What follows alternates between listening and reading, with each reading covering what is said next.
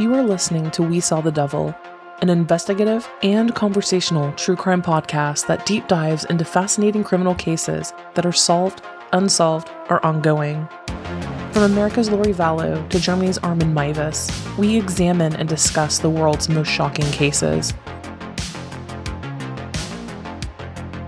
If you're enjoying the show, don't forget to follow us online.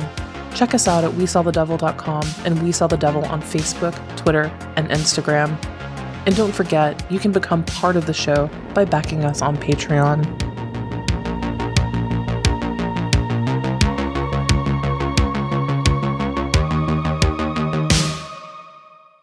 Hello everyone, you are listening to We Saw the Devil. This is Robin, and I am here with a very quick Gabby Petito update. I've had a handful of episodes ready to go. I've been working on that very Morphew Arrest Affidavit, part 2 that I've been promising, as well as a series of other cases and missing persons as well. And then today's craziness in the Gabby Petito case happened. So I wanted to cover that. I think it's very much worthy of discussing because it kind of threw everyone for a loop. But before we get into that, I do have a little housekeeping. First, you can find us at WeSawTheDevil.com. From there, you can find us all of our social media channels, as well as our Patreon. If you're liking the show, loving the show, and want to financially back it, you can do so there and get a variety of things in return. Also, if you have not, well, even if you have, it's a new month, guys. WSDlove.com. Go there and you can enter. And basically, you can get free shit. All you have to do is enter, take 20 seconds, enter, and at the end of the month, so at the end of October now, one person will be chosen and you will get a random true crime gift. And if you leave a review on whichever platform it is on which you listen to podcasts, you get a double entry for that month. So that being said, guys, the winner of September's drawing is Chelsea Haney. Chelsea, expect an email from me soon at the email address that you listed and mail shortly thereafter. Again, guys, if any of you want in on October's, go to WSDlove.com. Take 20 seconds to fill out this really, really quick questionnaire. Leave a review for a double entry for the month. And at the end of the month, I will be picking another person. But Chelsea Haney, come on down. Beyond that, guys, it has been an absolutely insane week. So speaking directly to my patrons currently, guys, I have not forgotten you. I do have a Patreon-only episode coming this week for you. I hope all of you found your Amazon gift cards that I hid under your seats. Try not to spend it all in one place, okay?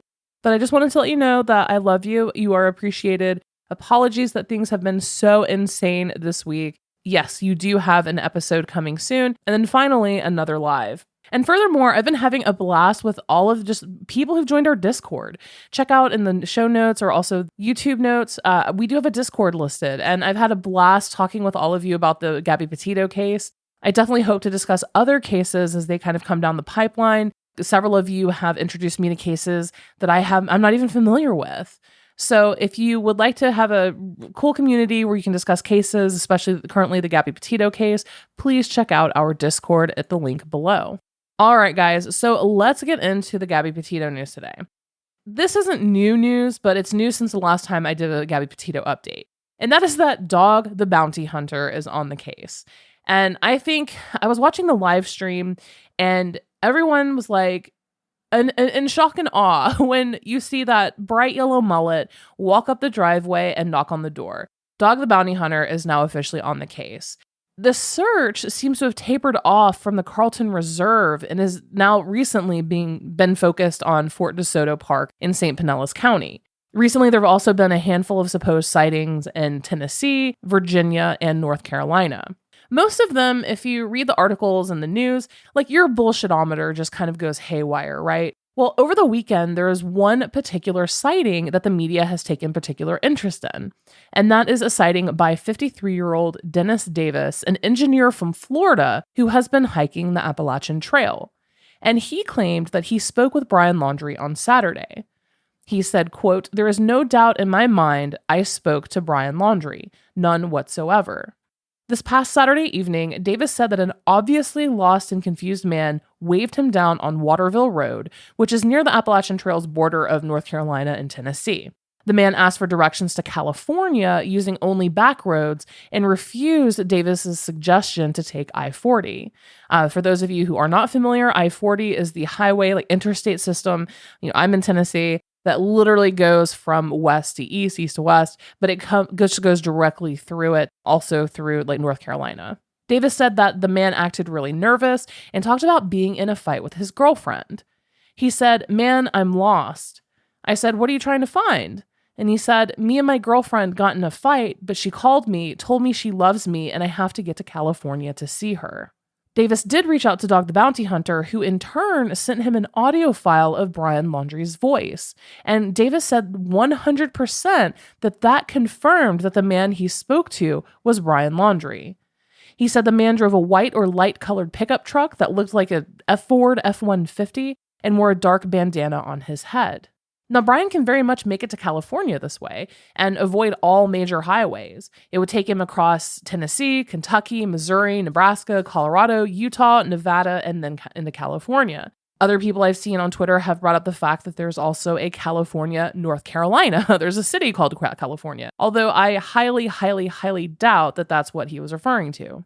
But in closing on that, Haywood County, North Carolina officials are investigating more than 10 sightings and tips in the county, including this one from Davis. They have said that none of them have panned out, that they are investigating every single one that comes in, and that none of them have panned out or turned out to be valid. In regards to the Davis one, this one that a lot of people, myself included, potentially gave more credence, a little bit more believable than others. I've seen it reported both ways, although not from verified or trusted sources, that law enforcement has in fact found the man that Davis was speaking to and that it was also a bad lead, false lead. So again, that is unconfirmed because as of this morning, Monday morning, the 4th, I saw that Davis was just now speaking to law enforcement, that he was kind of like, felt a bit incredulous that no one from law enforcement had reached out to him, even though he called Dog and the local officials. So what's so frustrating with this case is that there have been so many sightings, so many leads. Obviously, most of them are false, right? But it seems like law enforcement isn't even, at least what we're seeing on our side, isn't even chasing down potential leads from people who may be a little bit more trustworthy or not have as much to gain from, a big media stunt like that. It's what's so frustrating from time to time about true crime. But again, as I stated in the beginning, huge news this week concerning Cassie Laundrie.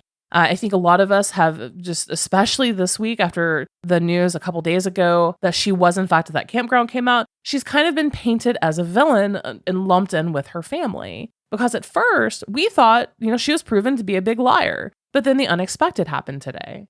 So the interview that blew all of this up was a brief one with ABC. And she was asked, did you know that the van was back and she just said no. She said that she had not talked to Brian since he returned back from his trip. Now, then the confirmation of the family trip to Fort DeSoto happened, along with the fact that Cassie herself had been there. And that went viral with thousands of people taking to social media to show their disgust for Cassie. She even got her own hashtag, which if you know, like on Twitter, you've made it if people use you to shitpost and you get your own hashtag. So then on top of it all, journalist texted Stephen Bertolino and asked him, "Do you represent Brian or the parents?" And Bertolino replied, quote, "Cassie saw her brother Brian on September 1st when he stopped by her home and again on September 6th at Fort DeSoto Park. Law enforcement agencies are well aware of these dates. Any prior communication by Cassie that does not reflect these dates is simply a difference of relating an answer to a question misinterpreted by Cassie or poorly posed by the inquirer." The journalist then asked, "Does Cassie have a lawyer too or no?" And he said no. They also asked, "Can you clarify if you represent Brian or his parents or all three?" He represents all three, not Cassie. Alrighty then. In the immortal words of Billy Mays, "But I'm not done yet." Everyone has kind of moved from the Laundrie's home, protesting in front of it, over to Cassie Laundrie's house. As you can imagine, with her first interview of saying, "I haven't spoken to him, I have no idea," people were like, "What a liar, what a bullshit liar. She's just like her parents. She's totally in on this." blah, blah, blah, blah, blah. Then the message from the attorney confirming that, yep, she was there. And, she's basically on her own, throwing her completely under the bus. So everyone's been pissed. Everyone's been really upset. Like, is this entire family impeding and keeping Brian hidden? Again, everybody moved over to Cassie's house, yelling, screaming, megaphones outside, protesting. Jonathan Lee Riches and some blonde lady who's been camped out in front of the Laundrie's home, particularly, which, by the way, if you are not aware, he is a complete and total tit. His entire claim to fame is filing as many frivolous lawsuits as humanly possible. He is an absolute professional troll and overall gross human being. There are countless Google articles, news articles on him, and even a Wikipedia page. But he's the guy who is always there, basically bald, always wearing like anti-Biden or pro-Trump hat, and he attends with the blonde lady with the microphone. And they're just always screaming. So outside of Cassie's house, everyone's posted there protesting. Megaphone lady, was in fine form as usual. And then suddenly, Cassie Laundrie and her husband open their front door and walk outside. And they proceed to answer questions from protesters and journalists for roughly 20 minutes. And first of all, no one expected that. But secondly, I can't believe that it was as calm as it was. People weren't shouting them down or really screaming at them. It was actually a fairly calm exchange. And guys, I am putting the link to the full video to the full interview that Brian Enton just posted in the show notes below. You can also find that at newsnationnow.com. But in terms of Cassie Laundrie, guys, she seems genuine. She seems completely genuine. And a few key points here that she made and things that we learned. So again, it's been a point of confusion, especially over the last couple weeks, as to whether Brian really did fly home around August 17th while Gabby was in Salt Lake in a hotel. That was initially reported, but then people were like, well, did he? Did he come home? Did he move things in and out of a storage unit? Like, what happened there? So Cassie confirmed that he did, in fact, fly home to Florida and that she and her children FaceTimed with Gabby while Brian was home. Brian did not bring up any relationship problems, and she said it seemed like all was well. She was also asked if she ever witnessed them fight or if she had seen Brian abuse or hit Gabby. She said no, and not only that she had previously been in an abusive relationship herself, and that if she had witnessed it, that she would not have stood for it. Also, don't forget the way that abusers work, and you can see Brian, as he was manipulating the police as well, he likely did not show his own family, especially his own sister, that side of him. Cassie also confirmed that she saw Brian on the 1st, the day that he got back. Apparently, she had no idea he was coming back, and Brian's parents surprised her children at school with Brian in tow. She was surprised that he had come home, and she said that she had no clue that he was with the van, that he had the white van. She also confirmed that she saw him on the 6th at that campground for 5 to 6 hours. And perhaps the most shocking/telling exchange, she was asked whether she thinks Brian killed Gabby. And she said, I don't know. And then when asked if she thinks her parents are in on it all, she also replied, I don't know. She said she's just as baffled by her parents' silence and actions as everyone else is. And guys, she honestly seems super genuine. She and her husband both do. And obviously, I'm not a behavioral analyst or expert or anything like that, but my bullshitometer definitely didn't go off with that. She seemed completely genuine and truth-telling, and she really is just kind of in this. She says that she's lost her brother and she's lost her parents over this, and she said, quote, I'm in the boat where I'm getting ignored by my family and thrown under the bus by my family's attorney. So when asked if she was represented by Stephen Bertolino as well, she said no. And Bertolino, again, is representing just her parents and Brian. And I mean, come on, that kind of says it all right there, right? So after all of this, she and her husband just repeatedly asked the group to stop harassing their neighborhood and making her children cry. Since people have been posted at her house for the last 3 days screaming, she said that her children have been crying and unable to sleep for the last 3 days. Which brings me to my final question here, guys, is what do you guys think about protesters who show up at the homes of people involved in cases? Casey Anthony's parents, Brian Laundrie, people who camp outside and scream into microphones. Do you think it's useful, helpful, efficient?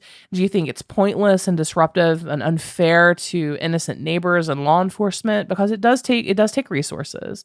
What side of the argument do you fall on? Do you think that protesting and inserting yourself into the real life like on the pavement protest in front of people's houses makes a difference? Or do you think that it's just kind of a drain on law enforcement resources and accomplishes nothing? I want to know what you think. I've seen a lot of people debate that on Twitter, and I'm curious as to what our listeners think. But that is the Cassie Laundrie update for today, guys. Again, I have more Barry Morphew stuff coming out. He has a random court appearance next week. His girlfriend, suspected, alleged girlfriend, was just arrested for trespassing at his old home to get a package for Barry. I mean, so much crazy stuff is happening, guys, and I wish I had the time to just cover all of it. But alas. But that is all coming. And again, for our Patreon patrons, you do have a Patreon-only episode coming this week, and then we will be scheduling our next live. And also for our patrons, don't forget, if you are an executive producer, you still have an open invitation to come on the show, where you pick the case that you are most interested in, and then you come on the show, and then we cover it together. So to anyone, any patron who's an executive producer, I want you to come on the show. So you can send me an email on Patreon or info@wesawthedevil.com, and let's start getting those slots filled. But that is it for today, guys. Thank you for listening. Until next crime.